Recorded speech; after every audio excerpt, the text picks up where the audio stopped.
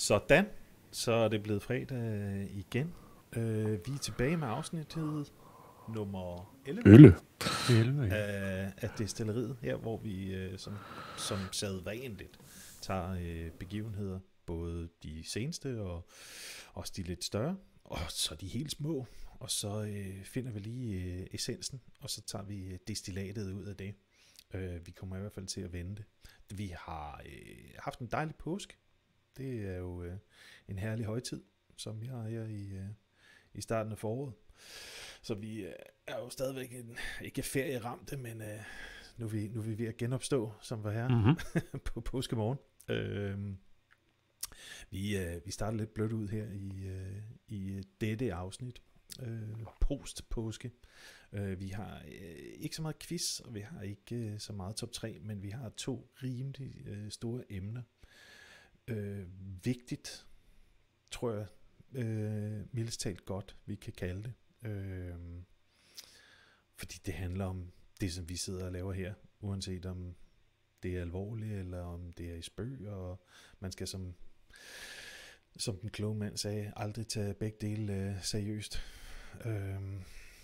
Det er lidt skræmmende, hvad der sker, både her og i udlandet, men nu skal jeg jo ikke gå alt for langt. Jeg tror bare, vi går direkte på det allerførste emne, og det er Sofie Jørgen, der giver os det. Jo tak. Jamen, i den forgangne uge har vi jo været vidne til, at en 28-årig indvandrer er blevet dømt for at have skrevet vittigheder på sin hjemmeside. Vi ved ikke sådan helt nøjagtigt, hvad det var for nogle vittigheder, men der går en masse rygter om, at det primært var vittigheder om islamisk stat. Så det må man åbenbart ikke fornærme. Og det er jo sådan, lidt i samme tråd har Skotland har lige fået en ny lov, der forbyder hadtale. Den trådte i kraft her 1. april.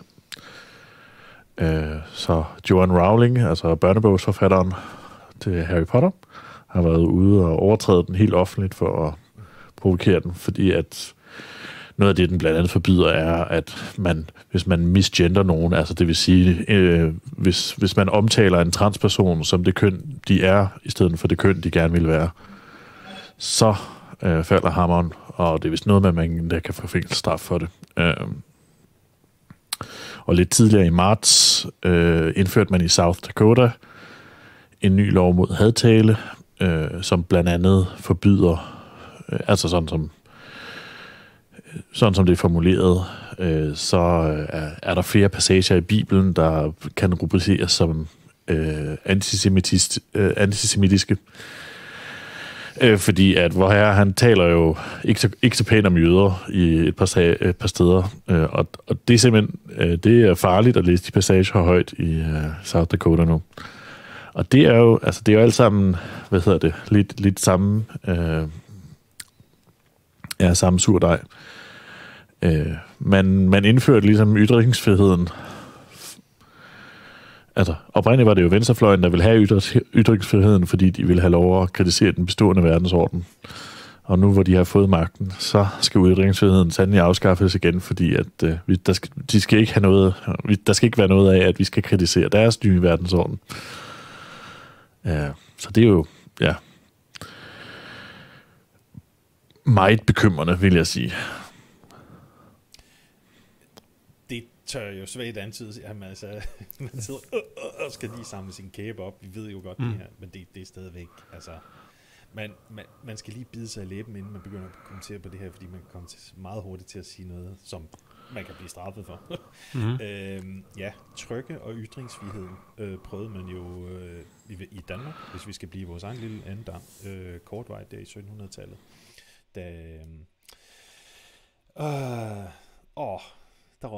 Der røg navnet. Hvad er det nu, han hedder? Struensee, for fanden.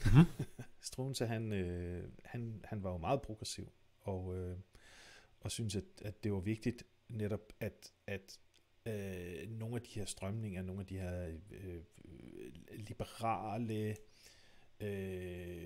tanker, som strømmede fra engelske tænkere, filosofer, økonomer, hvad man ellers vil kalde dem i dag, og fra Tyskland, at netop nogle af de her filosofiske betragtninger omkring det var værd at implementere.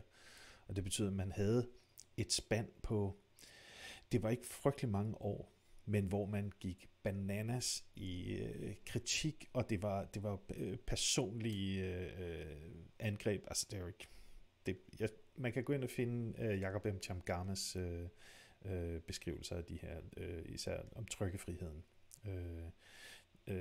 som den så ud, da det blev frigivet der i 1700-tallet. Det er ret interessant historie.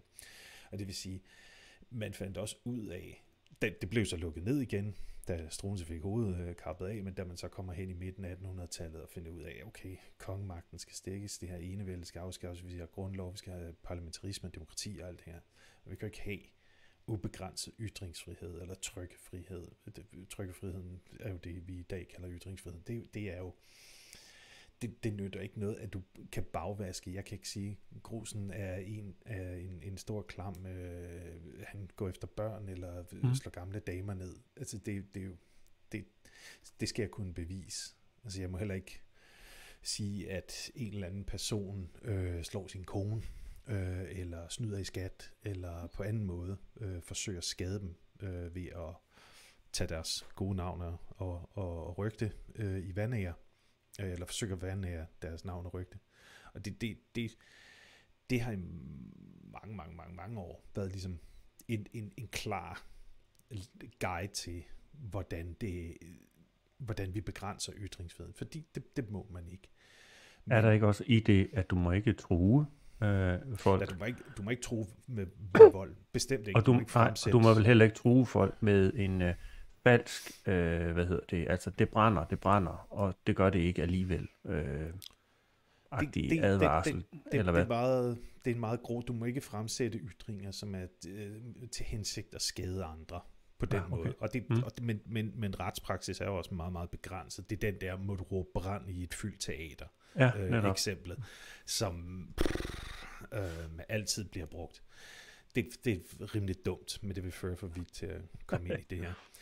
Det der aldrig nogensinde har været meningen, det var, at det skal det skal kunne beskytte nogens følelser. Altså så længe der ikke er en direkte kobling til en personens ejendom, personens, hvad kan man sige, muligheder for at leve sit liv, så er der meget vide grænser, og har historisk set altid været det, med meget stor held. Det der har været en regulator for ytringsfrihed, trykkefrihed, det har været den sociale kontrol. Det vil sige, hvis man ytrer noget, som er så stupidt og dumt og klamt og grimt og på alle mulige måder moralsk anfægteligt eller uden for den sociale norm, jamen så har det haft en konsekvens, ikke? Og det har jo fungeret, men nu er det, at man vil kriminalisere det og såre andres følelser. Det vil sige, der er ikke nogen, der tager skade. Altså det er jo ikke sådan, at hvis jeg siger noget grimt om nogen, at deres arm falder af, eller alle pengene forsvinder fra en bankbog, eller sådan noget, det kommer ikke til at ske. Men det er, at ens potentielt sårede følelser er nu så vægtigt, ikke vigtigt, vægtigt et argument for, at man vil kontrollere det fra statens side. Det er et skred af en anden verden, og det er ubegribeligt, at det er så svært at se. Ja, for det kan jo bruges til censur af hvad som helst, når den der pose først er åbnet op. Alt muligt kan jo være noget, der kan blive betragtet som noget, der kan, krænke nogens følelser. Mm. Ja, og det er jo så også, altså mange af de her nye love, ikke, det er jo, de har også typisk en indbygget vægtning om, hvem det er mest synd for. Så man må ikke sige noget, man må ikke fornærme transkønnede, men man må gerne fornærme almindelige mennesker. Man må ikke sige noget grimt om forskellige mindretal, Men man må gerne tale grimt om danskere, eller skotter, eller lidt afhængig af konteksten, ikke? At flertallet får ikke den samme beskyttelse. Ikke? Så det er jo også noget, der sådan ligesom er indbygget til at begrænse vores ytringsfrihed, men ikke begrænse andres. Ja, altså det er den her, hvad kan man sige, skævhed i fordelingen af jeg skulle til at kalde det privilegier, men det er fordi man så sovser ind i den her snak, der hedder det der privilegiesnak. Altså, det handler om, at man nærmest på forhånd er udpeget nogen, du er nu et offer, og der er jo ikke noget bedre i dag i hvilken som helst offentlig debat, det er at være et offer, og så kræve og få speciel beskyttelse under påskud af, at man netop er en sårbar minoritet, at man har lidt under et eller andet historisk. Hvis vi nu skal prøve at dele lidt op, så det her er jo ret morsomt. Du sagde, at det var sådan nogle vittigheder om ISIS. Jeg tror også, der var nogle vitser, der gik på nogle fordomme om jøder, ikke? Hvem har ikke fortalt en vittighed ala en præst, en rabbiner og en imam går ind på en bar, prik. Altså, allerede der, så er det i farezonen. Fordi nu har du peget 3 stereotyper ud. Jeg tror ikke præsten er det store problem, men imamen og rabbineren, altså why the long face, den er sjov, hvis man kan huske den kedelige vits. Det er sådan noget, det går på, og så kan man sige, er det i dårlig smag? Er det en plat vits? Er det ubegavet? Er det en nem, som bare kører på nogle gamle traver af fordomme om nogle minoriteter? Og et eller andet sted, så er det jo fuldstændig pishamrende ligegyldigt. En dum vits, det kan aldrig blive en stats opgave at begynde at regulere, hvad der er en god vits, og hvad der er en dårlig vits. Fordi der er ikke nogen, der har hørt en hvis I kan huske dem der fra 80'erne der, om afrikanere, ikke? Altså, hvorfor de tager en bildør med ud i ørkenen. Må man fortælle den, ikke? Står jeg til betinget fængsel nu? Og så skal jeg rulle den ned, eller er det oceaner, eller hvad det nu er. Er oceaner også en beskyttet race, eller hvad fanden sker der? Og det er den der, du kan ikke engang vide det på forhånd. Det er sådan noget, du fortæller en dum vits, og så kan du bagefter forvente, og at der er nogen, der bruger deres i forvejen sparsomme tid på at smide karnos efter dig. Det er håbløst, når man i forvejen ved, at det er komplet umuligt at få rigtig kriminalitet for en dommer. Ja. Men altså, der viser det jo så også det her med, lige præcis det du nævner, det der med at få rigtig kriminalitet for en dommer. Det der er det store problem tit er, med hensyn til at få, skal vi sige, retfærdighed i forbindelse med en tvist, det er, at det kan tage evigheder at få en dom. Ja. Og det kan også være, det er også mit indtryk, at det er ikke altid, at det er sådan, at den, der egentlig burde få ret i en tvist, er den, der også får ret. Og så er der... Jeg vil bare lige sige, for at stoppe dig der, så der er jo forskel på, om det er civilretsligt eller strafretsligt. Okay. Civilretsligt det er håbløst. Lad os holde det ude for, men netop strafferetligt, at du kan vente meget lang tid. Altså folk bliver jo varetægtsfængslet i både uger og måneder. Ja, netop. Fordi at hvad skal man sige, det juridiske system kører så langsomt. Altså det der lovmøllen kværner meget, meget langsomt. Lige præcis. Så en ting er, at det så er så utroligt langsomt, og så tro, at når nu man ved, det er så hamrende langsomt og ineffektivt med hensyn til at få det der til at køre, så tror man kan regulere effektivt det her. Og i øvrigt så skal det jo ikke reguleres. Der er jo ikke noget i forhold til det, der hedder for eksempel vittigheder eller andet, skal man sige, helt frem til legitim kritik, der kan på nogen måde være skadelig tale, fordi du kan jo vælge, hvis det er sådan, der er tale om skadelig tale i dine ører. Du kan gå væk fra den person, der står og siger noget ubehageligt om dig. Du kan lade være med at læse i en eller anden debattråd, hvor nogen skriver noget ikke særlig positivt om dig, eller om et emne, om et eller andet, som du ikke bryder dig om. Du kan lade være med at lytte til det, og du kan lade være med at læse det. Så derfor så er der jo ikke et eller andet med, hvor tale er skadeligt. Det eneste sted, hvor jeg kan se, at tale overhovedet kan være skadeligt, det er, hvor børn bliver udsat for så mange skæld ud og så mange negative ytringer. For eksempel fra rigtig dårlige forældre. Der kan man måske tale om det, men ellers ikke der. Ja, altså jeg synes, den der med, at hvis jeg nu går ned i byen og nu siger, at Grosen han mishandler sin hund, og skal vi ikke klynge ham op? Altså, det synes jeg, det kan man godt sige er skadelig tale, selvom du er en voksen, ikke? At det er noget, hvor jeg kan opilde andre til at gøre noget grimt ved dig. Ja. Jo, men det passer også fint i det, som Kasper sagde før, at selvfølgelig skal vi ikke ytre os sådan, at til vi skader andre i forhold til deres erhvervsmulighed, deres ry og rygte i forhold til andet. Men det er jo, jeg mener jo slet ikke, det kan sammenlignes med det at sige en vittighed, eller... Nej, jeg tror, vi er enige. Det var bare... absolut. Ja, bare det er fint at få det... det er fint at få det der penslet lidt ud af. Men der har du også en, hvad kan man sige, skadevolder og en skadeligt. Altså, det er meget tydeligt, hvem der er et skadeligt. Hvis jeg siger, at vestjyder lugter af fisk, så kan du kigge på, er det så også mig? Fordi jeg er fra Vestjylland, eller, altså, du ved, jeg ved godt, det er lidt for tænkt. Det er faktisk ikke lidt, det er meget for tænkt.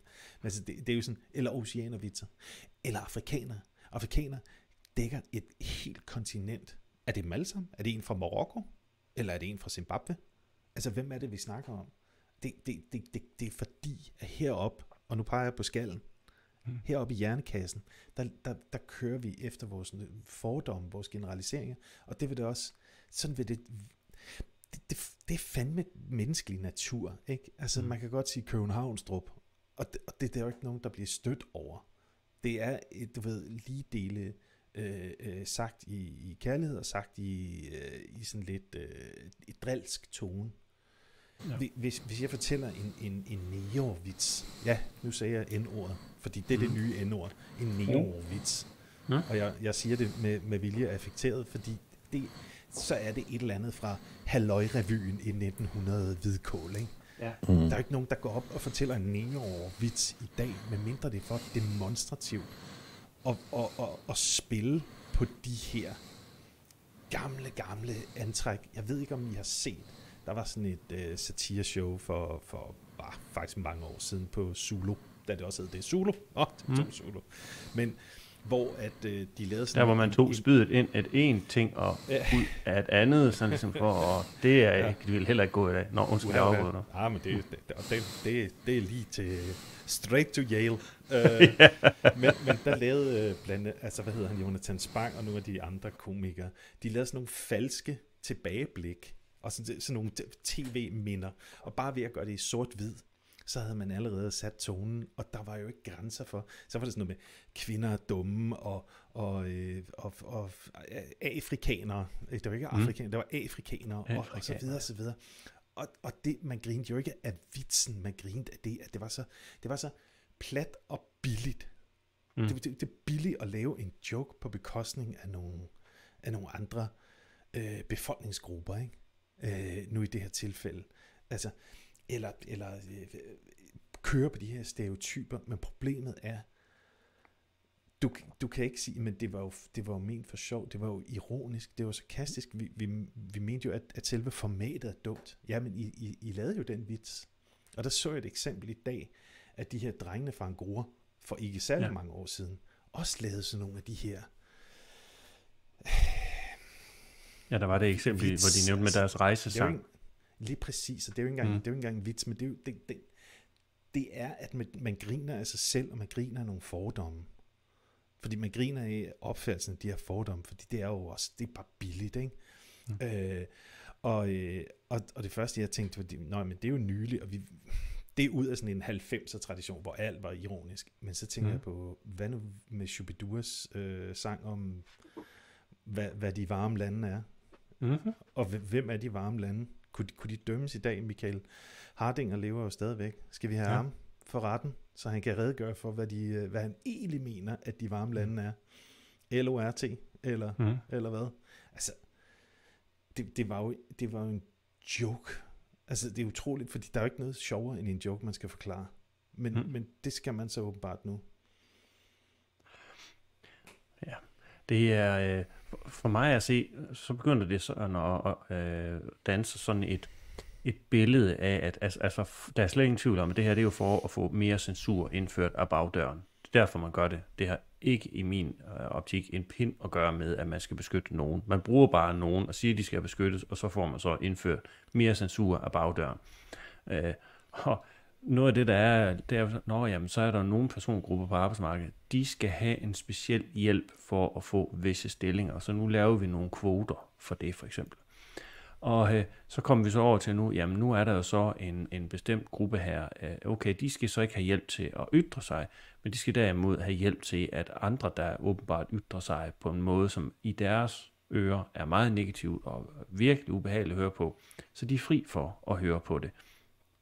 Og ja, altså for det første kan det nærmest ikke reguleres, hvis det er sådan, vi for alvor går i gang med at fortælle vittigheder over en bred kamp i hele landet.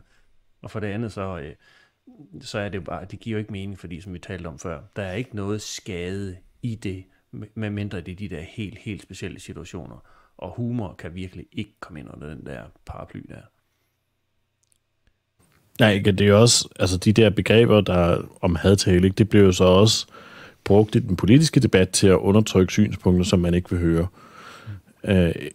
Så hvis man ikke mener, at vi skal støtte krigen i Gaza, jamen så er man jo antisemit. Så er man jo, altså det er jo jødehad.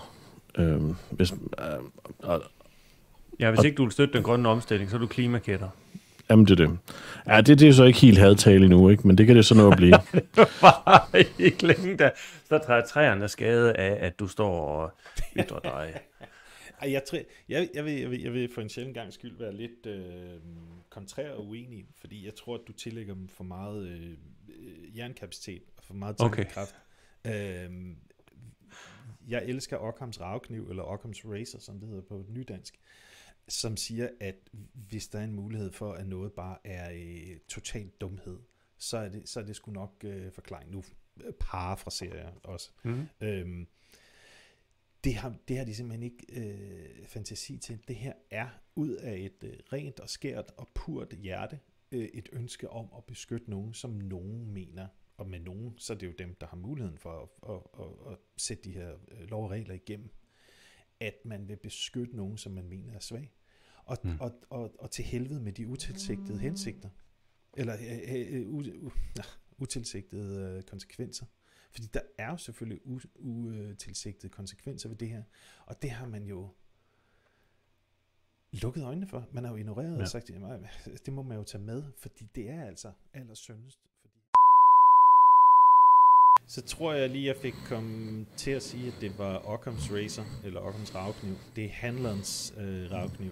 Det er ikke til at holde styr på alt det barbergrej der. Men det handler jo simpelthen om, at man skal aldrig tilskrive noget ond vilje, hvis dumhed er en tilstrækkelig god forklaring. Og det måske ikke lige decideret dumhed, men naivitet kan ofte se ud som dumhed. Og jeg tror, at det her, det er bimle naivt. Og jeg ved, at når vi kommer her til næste emne, så kommer vi igen til at snakke om inkompetence. Inkompetence baseret på ond eller god vilje. Ja, det er saftsus med en gråzone, fordi det kan godt se ud som om, at man har ignoreret nogle ting, men spørgsmålet er, man har bare lukket øjnene for det, og med vilje tænkt til helvede med de utilsigtede konsekvenser. Men det er jo stadigvæk ikke godt nok, fordi du kan ikke basere et retssystem på, at en eller anden, hvad var han, 28 år fra Herning eller et sted derovre, og han havde lavet en joke hjemmeside. Den havde jo ikke været op i 20 år eller sådan noget. Jeg kan ikke huske hvor længe, men meget længe. Og så I kan alle sammen huske, dengang man lavede GeoCities sider, ikke? Og sådan, når jeg skal komme et eller andet på, når jeg har nogle oceanervittigheder et eller andet sted. Mm. Altså inden internettet, så faxede man sådan noget shit rundt. Og det er ikke ment som andet end fis og ballade. Og nu har han altså en straffetest, hvor der står, at han er dømt til fængsel. Betinget, jeg vidste. Men desto mindre for nogle vitser. Men det er for mig, at nu er ytringsfriheden altså for alvor begyndt også at blive, hvad skal vi sige, begrænset voldsomt, selv i Danmark, ikke? Selv i Danmark. Ja, altså det var jo, altså netop det her, man kalder, det er jo fordi, vi er imod hadtale, og hvis du begynder at stille dig op, sætte dig op imod det, så må du jo være for hadtale. Det er det, der er hele princippet. Altså i det gamle Østeuropa, der havde man jo ikke regler, der sagde, du må ikke kritisere den centrale statsmagt, kommunistpartiet, deres partei har det med recht, og du må ikke gå op imod det. Det var ikke sådan, reglerne var. Du må ikke forstyrre den offentlige orden. Og med sådan en fuldstændig, åben paragraf, så kan man bare sige, vitser. Alt, der gør grin med kommunistpartiet, det er jo at forstyrre den offentlige orden. Og det var det, man gjorde. Altså, man havde jo de bedste hensigter. Vi vil bevare den sande, pure revolution, og så er alle andre kontrarevolutionære, og så er det jo bare ryggen mod muren, mens vi lader geværerne. Det er jo den der gamle med, at vejen til helvede er brolagt med gode hensigter. Og her har hensigten jo været at beskytte nogen. Ja, det er fint. Men spørgsmålet er for det første, hvordan gør du det? Gør du det ved at bruge statsmagt, altså det juridiske system, til at påtvinge din egen moralske kvababelser ned over alle andre? Den dårlige smag, det der hvad fanden er det, Carsten Jensen, det dumme menneske kalder det, altså skimlede kældermennesker. Fordi skimlede kældermennesker, og dem, der sidder længst inde på bodegaerne, væmmelige mennesker, de skal i hvert fald ikke fortælle sådan nogle vitser. Det er en elitær... det er ikke en konspiration. Det er, at der er bare en elite, som netop har muligheden for at styre de her regler, hvor man ikke engang stiller spørgsmålstegn ved det her. Det er så naturligt, at selvfølgelig kunne du aldrig nogensinde finde ud af at sige ordet neo. Det ville ikke komme over deres læber. Det ville være værre end at bande i kirken, eller hvad man skal sige. Men det er bare en kæmpe glidebane. For når det først er åbent op for det her, og det lige pludselig går igennem, og ingen protesterer synderligt over det, så får du bare noget nyt, og så får du noget nyt, og så får du noget nyt. Og det betyder så lige pludselig, at så kan du faktisk ikke kritisere magthaverne for ting, som er reelt noget, man bør kunne kritisere. Og det er sådan lidt mærkeligt, at sådan noget som den her form for at dæmpe ytringer i Danmark, hvor alle jo hæfter sig ved uha demokrati og uha åbenhed og uha det ene og uha det andet, sådan at alt er så demokratisk som overhovedet muligt. Og det er de jo ikke mere, når det er sådan, fordi lige pludselig så er der bare nogle ting, du ikke må male, tage billeder af, udgive, skrive, sige, synge i en sang, whatever.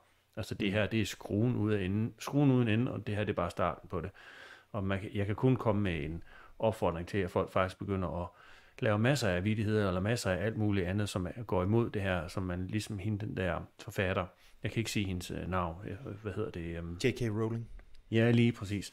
Jeg plejer altid at sige det forkert, så det er derfor, jeg kan ikke sige det. Jeg kunne jo komme til at udtale det her med forkerte sanger og lignende.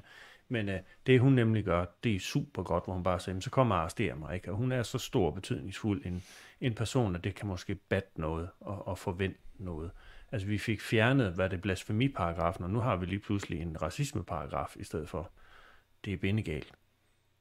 Jo, det kan man jo også sige til blasfemiparagrafens forsvar. Det var jo meget mere, altså meget mindre gummiparagraf, ikke? At det var sådan nogle meget konkrete ting, det den forbød. Ikke at tale dårligt om vor herre, og du ved, ikke, så der var stadigvæk, selv før blasfemiparagrafen blev afskaffet, var der stadig en del frihed til at fortælle vittigheder om kristendommen. Ikke? Det var bare, du ved, der var der grænser. Ikke? Så det var altså, selv de siger jo, censuren var så grim før i tiden, men jeg tror aldrig, den har været så omfattende, som den er nu reelt set. Nej. Og så har du, det er jo ikke kun censur nu, hvor du kan få fængselsstraf for det. Der har været censur så ufattelig længe, altså i årevis i forhold til, at så er der sociale medier, der lige pludselig lukker din konto. Okay, så rammer det dig individuelt. Så du kan så godt skrive på et stykke papir, eller lave din egen hjemmeside, det bliver ikke blokeret. Men den form for censur gør jo, så kan det godt være, at det ikke er begrænsning af din ytring. Undskyld, men det er i hvert fald begrænsning af, hvor langt du når ud. Ikke? Altså, det er ikke længere freedom of speech, men der er i hvert fald en begrænsning på freedom of reach. Ja, det er jo en effektiv måde at gøre det på. Jeg vil bare lige sige, fordi du sagde, hvad kommer der til at ske? Jeg har set 2 komikere. Den første er Andreas Bo, og den anden er Brian Mørk. De var ude lynhurtigt efter den her dom og sagde, at det er ikke fordi, de egentlig har lyst til det, men nu er de jo tvunget af omstændighederne til at lave shows, til at ytre sig, til netop at gå direkte op imod det her. Og jeg ved i hvert fald, Brian Mørk, jeg ved ikke, hvad Andreas Bo konkret har tænkt sig at gøre, men Brian Mørk har tænkt sig at lave et show, han er ved at skrive det nu, som udelukkende består af racistiske vittigheder. Og det må vi jo se, hvad der kommer ud af det. Men ja. det er jo deres levebrød, som først og fremmest står for skud. Altså, de er jo lige i sigtekornet for den her slags lov. Ja, netop. Men jeg tror, at jeg skal lige ryste hele af os her. Vi kommer ikke længere i dag, men vi kommer helt sikkert til at komme tilbage til det. Fordi det er dybt gravalvorligt. Så, helt bestemt. Ja, ytringsfriheden, men hvad der går hånd i hånd med ytringsfriheden, jeg prøver at lave en overgang her. Det er jo også, det er jo forsvaret af det land, den nation, det folk, den stat, hele det system, som skal beskytte den her ytringsfrihed. Og det er jo forsvaret. Det er forsvaret i Danmark, som står for beskyttelsen af vores grænser, som står for at kunne benytte krigsmagt og stå op imod uden værts fjende, som den gamle digter skrev. Der må man sige, at der stander landet lidt i våde. Det går rigtig skidt. Det går endnu virkelig skidt. Vi har berørt det her emne. Vi har snakket om, at jo, bevares. Jo vist, så. Man har hævet budgetterne, men den organisation, som skal stå for forsvaret, og den organisation, som forsvaret så er mildest talt i ruiner. Jeg har set flere analyser, hvor man kalder det en total nedsmeltning. Men i hvert fald det, der skete her i ugen, det var, at forsvarschefen, som er politisk udpeget af forsvarsministeren, som indtil i onsdag hed Flemming Lentfer, er blevet udskiftet nu med en fungerende forsvarschef, som hedder Michael Hylgaard. Det kan jo i alle andre omstændigheder se meget, hvad skal man sige, tilforladeligt ud. Det behøver ikke at være noget, men det her, det kommer på baggrund af nogle forklaringer omkring,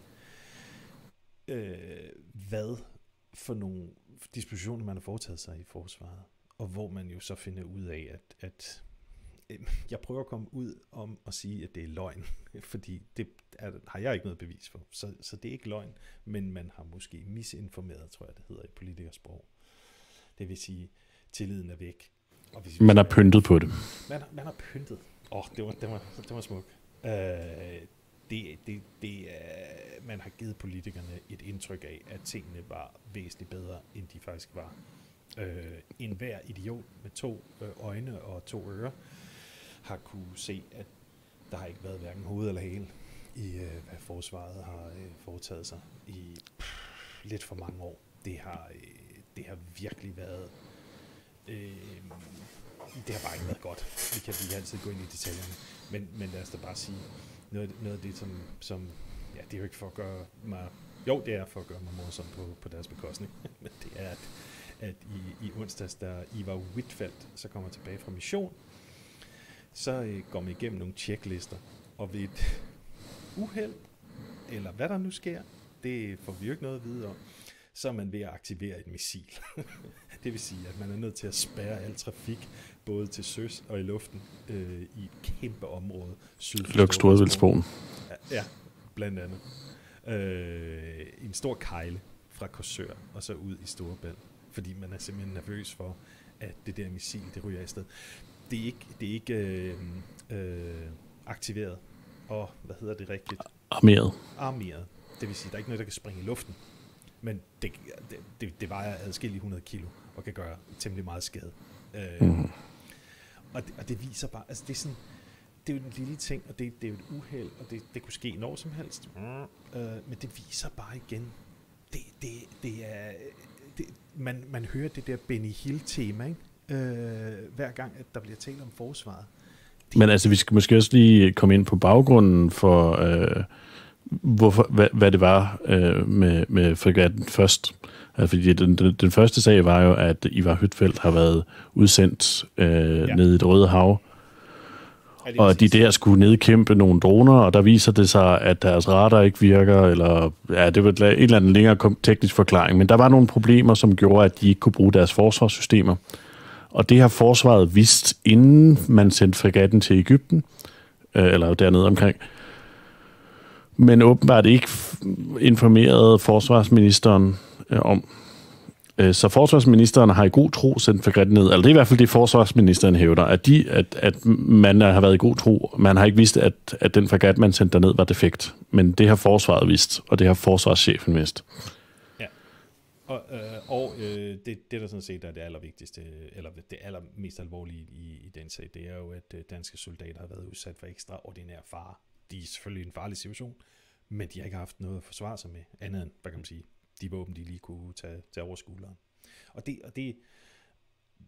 er jo selvfølgelig næsten utilgiveligt. Altså, der kan uheld sker, bevares, men det er hvorfor uheld sker, hvad er det? Og det her strækker sig jo år tilbage, og det er jo egentlig mere organisationen, som jeg tænker på, fordi vi har jo været igennem her inden for de sidste par år.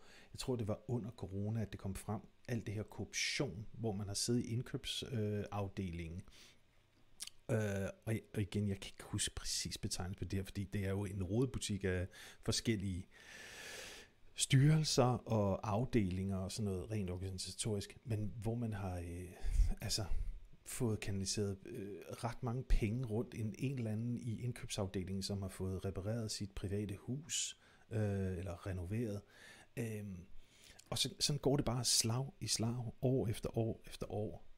Og man spørger, er I nu sikre på, at I kan klare jer med det her? Og man har bare skåret ned og skåret ned og skåret ned på forsvaret, uden at nogen har råbt vagtgevær, bogstaveligt talt.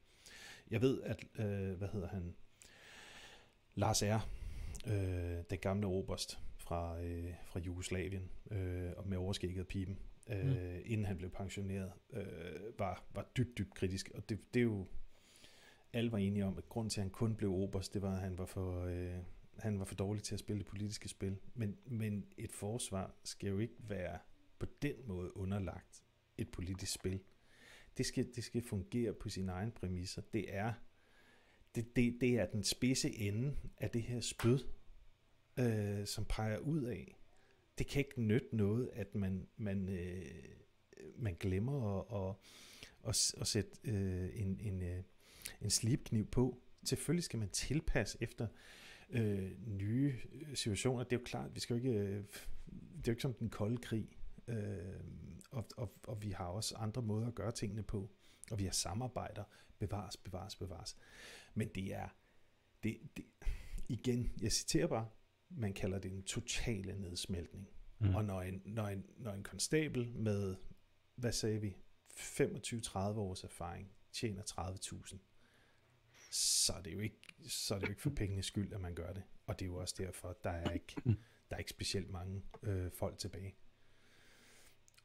Og man kunne nærmest blive ved og ramse op af de ting, der ikke fungerer. Altså kaserner, der er ramt af skimmel. Det har vi også nævnt før. Materiel, som ikke eksisterer. Det er bare lige, inden jeg skal jeg slutte den her indledende rant, men han, den afgående forsvarschef, ham der Flemming, blev kaldt Flemming 7 år, fordi at alt, hvad der skulle indskaffes, alt, hvad der skulle indføres, det vil tage 7 år. Og det er sådan lidt, hvis din reaktionstid er 7 år på indkøb af noget artilleri,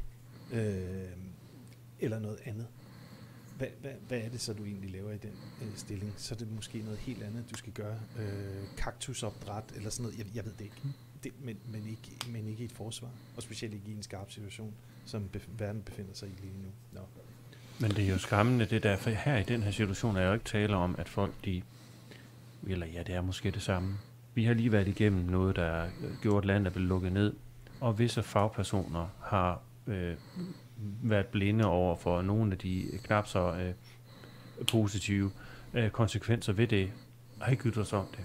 Givetvis på grund af frygt for at miste deres job.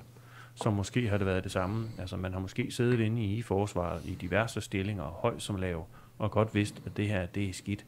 Men man har simpelthen holdt sin mund, fordi man er frygt for jobbet, ikke? Og så er det jo grotesk, hvis jobbet det er at have så mange års erfaring, og så tjene 30.000 for det, og risikere at blive sendt ud, og så miste livet. Det er absolut ikke den løn værd. Så forstår man godt også ofte, eller så forstår man også godt, at mange af de gode til sidst siger, jeg vil ikke være med til det her. Jeg kan ikke få lov at kritisere det her fint nok, så forlader jeg skuden og laver noget andet. Ja, det er jo det ikke, at lige nu, der har politikerne vel i gang der er travlt ved håndvask, ikke? Så man vasker ligesom hænderne i at fyre nogle folk i forsvaret. Men i sidste ende er det jo politikerne, der har udpeget forsvarscheferne. Altså både Flemming Glentfor og også ham, der var før, var det Bjørn Bisserup, har jo været sådan nogle rigtige politisk kompatible, ikke? Fordi at lige meget hvad ministeren siger, ikke? Jamen så siger de, jamen jeg vil have minister, og det skal vi nok. Ikke, at det har været sådan nogen med ja-hatten skruet godt på. Ikke, at sådan nogen, der er rigtig bare, du ved, siger det, som politikerne gerne vil høre. Der var faktisk, bare lige for at supplere til, Flemming Glentfor, den sidste, den afgående, har aldrig nogensinde været udsendt. Han har aldrig nogensinde været, operativ. Han har aldrig været ude i skarpt, i en skarp situation. Det har den nye altså. Han er jo tidligere chef for... var det Frømø? Jægerkorpset. Jægerkorpset, undskyld. Ja. Så... Ja, han er jo fra her. Ja, jamen altså, det er jo det, ikke? At det kunne godt ligne, at vi faktisk får en god forsvarschef nu, men han får godt nok et stort arbejde med at skulle rette op på mange års misrygt. Ja, jeg vil bare lige sige, altså min hensigt helt grundlæggende er ikke egentlig for så vidt at skyde forsvaret noget i skoene, at give dem ansvar eller skyld for noget, fordi det her er et politisk ansvar. Altså den omorganisering, som er sket de sidste 20 år, hvis ikke længere, med neddæk, altså hvad man har nedlagt af ubådene for eksempel. Altså helt håbløs. En søfartsnation som Danmark skal ikke have nogen ubåd. Altså hvem fanden er så stupid at tro, at det er en god idé? Jeg siger ikke, at vi skal have store atomdrevne. Det er jo det, vi snakker om. Du er nødt til... Nej, jeg vil bare sige, at de her politikere, som nu har travlt med at se handlekraftige ud, handledygtige ud, med Trolex i spidsen.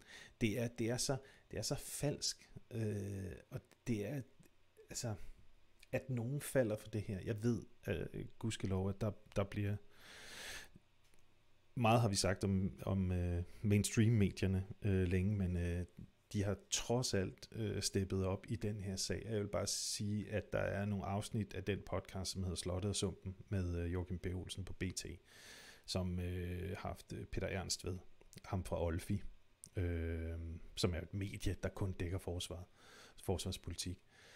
Det er meget, meget interessant, hele den her analyse. Og selvfølgelig skal forsvaret jo så ikke, de skal jo ikke føje politikerne så enkelt, altså så let. De skal selvfølgelig operere inden for de rammer, som bliver udstukket af politikerne, men de må jo også, hvad kan man sige, have ryggrad nok til at sige, vi kan ikke løse vores opgave. Og det er det, de har forsømt at gøre. De har sagt, ja, selvom I hugger 10% af vores budget, så kommer det ikke til at have nogen som helst indflydelse på vores operative kompetencer. Altså, hvem er dum nok til at tro på det? Og det er politikerne, det falder tilbage på. Som ja, og det er jo det, jeg mener med, at man har valgt folk med hjerten på. Ikke? At man har valgt forsvarschefer, som bare siger, ja, det klarer vi. Jo, men det er jo det, min pointe er, at ja, man har valgt dem, og så nu står Troelix og siger, nu har jeg ikke tillid til forsvarschefen længere, og nej, jeg er jo blevet løjet til overfor, og bla bla bla. Så sådan, hvor dum er du? Du har jo fået de svar, du fik af den forsvarschef, som du udpegede din klaptorsk. Altså, det her, det er et kæmpe godt eksempel på, hvor falske de politikere er. De udpegede den mand til at give dem de svar, som de vil have.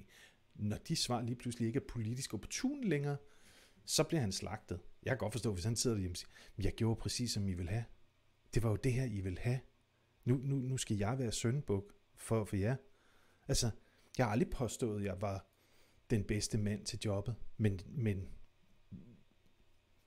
jeg siger, der er masser af ansvar, der er masser af skyld til at fordele på alle andre, men vi har et system, hvor det er ministeren, der til syvende og sidst er den øverste ansvarlige, og som nu skubber det hele fra sig.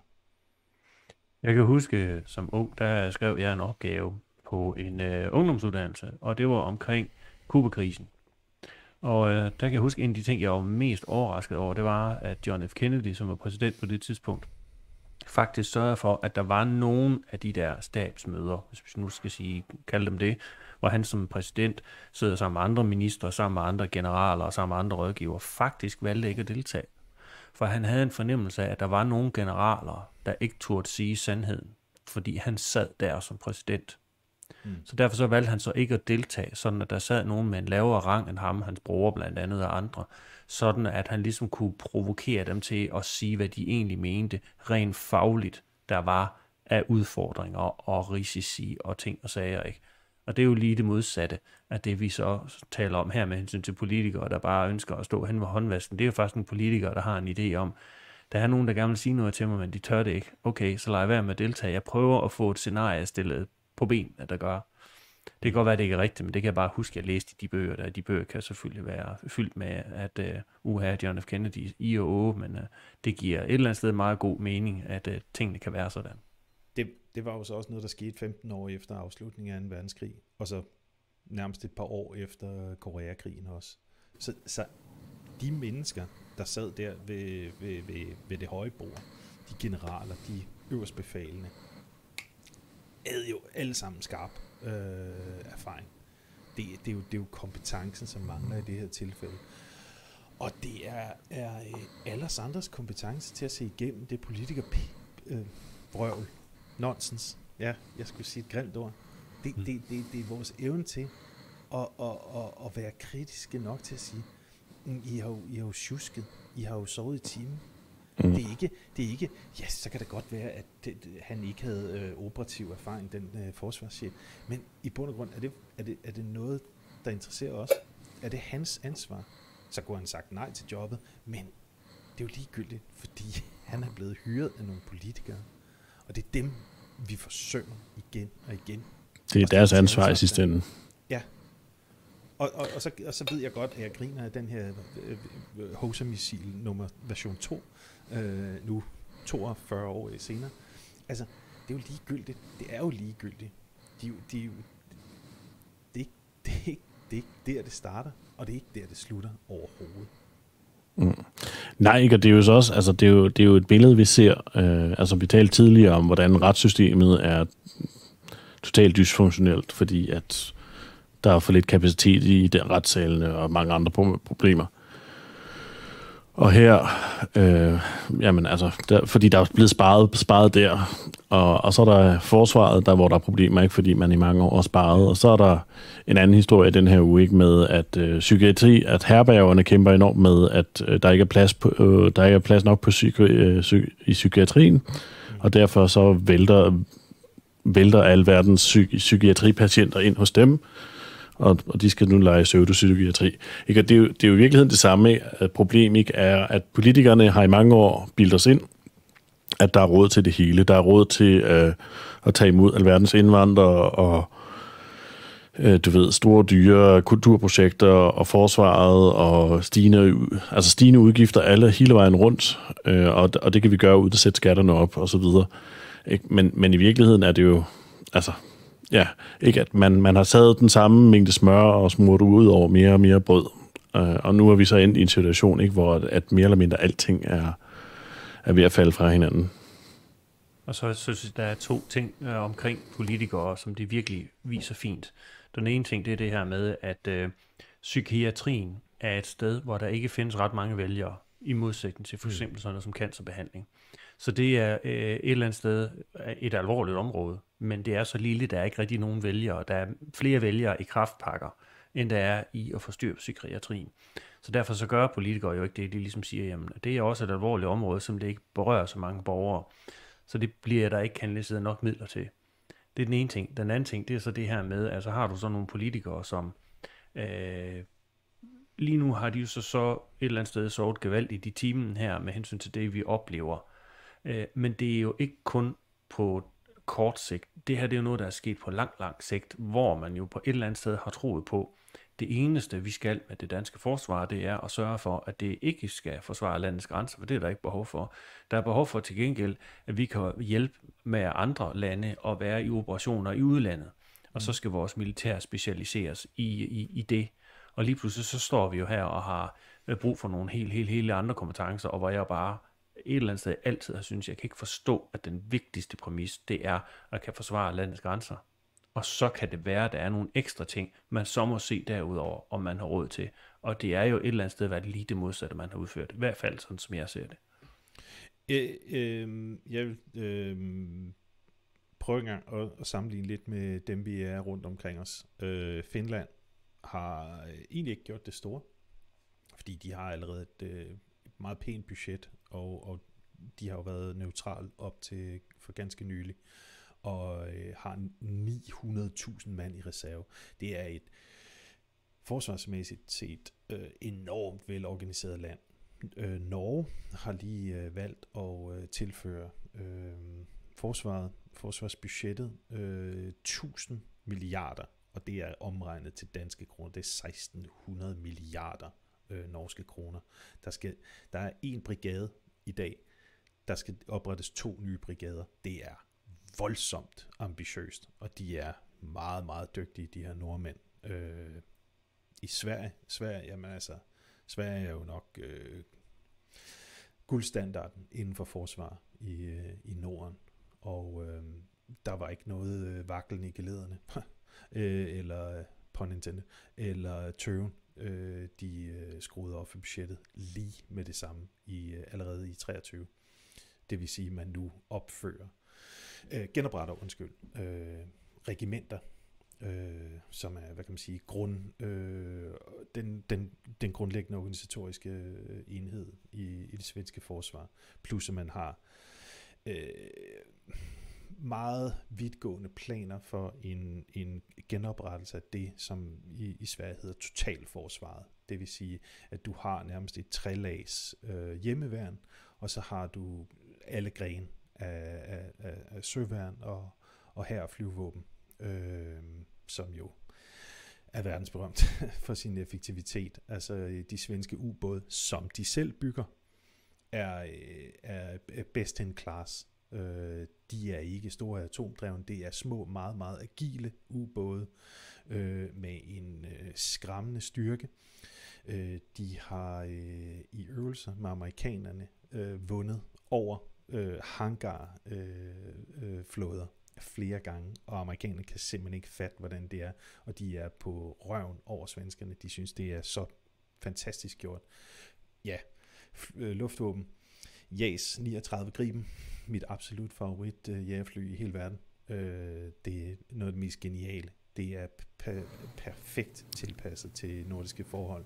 Og så er der hæren, som kan operere fra syd i Skåne til nord for Polarcirklen. Det Du mangler lige at bryde ud i du gamle, du frier. Jamen, det kunne jeg godt finde på. Jeg er dybt imponeret. Det er et sted, hvor at vi i den grad er bagud i forhold til, jamen det er vilje. Det er ren og skær vilje, fordi der er masser af problemer i Sverige. Bevares, det er slet ikke det. Men de er ikke fyldt med lallende amatører. Der er så meget vilje, og der er så meget stolthed indbygget. Altså det skal man dele med ikke tage fejl af. Og det danske forsvar, jamen det er som at se sådan en soldat og kammerater fra 50'erne. Altså, vi fjoller lidt rundt, du ved, på bjørnetjeneste, og så griner vi lidt af Dirch Passer, og så bliver der ellers spillet jazz i en eller anden togvogn. Det er en joke.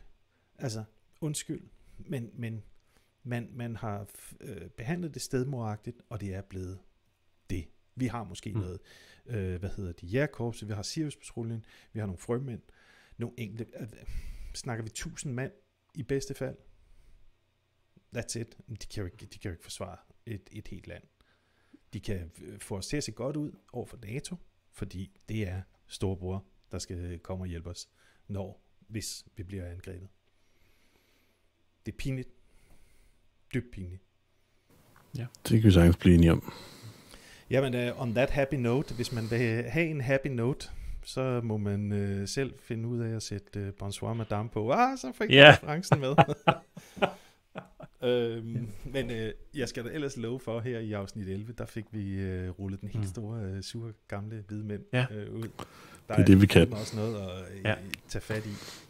Jeg vil gerne give nogle skud ud til de der folk, der arbejder i forsvaret, for at de overgiver. Det er mig kilde til evig undren, at nogen kan have så høj en moral pligtfølelse, hvad det nu end er, at de år efter år finder sig i det her bullshit fra nogle politikere, som ikke engang kunne vinde et skolerådsvalg. Eller også var det lige præcis det, de kunne, ikke? Forfærdeligt, men lad os se, hvad der sker. Jeg tror, vi er nået til vejs ende for destilleriet den her gang. Så trækker vi vejret, og så genopstår vi, ligesom i påsken, så genopstår vi næste uge. Og takker for, at alle gad at lytte med. Lige præcis. Ja, mange tak. Ha' det godt. Ja, hej.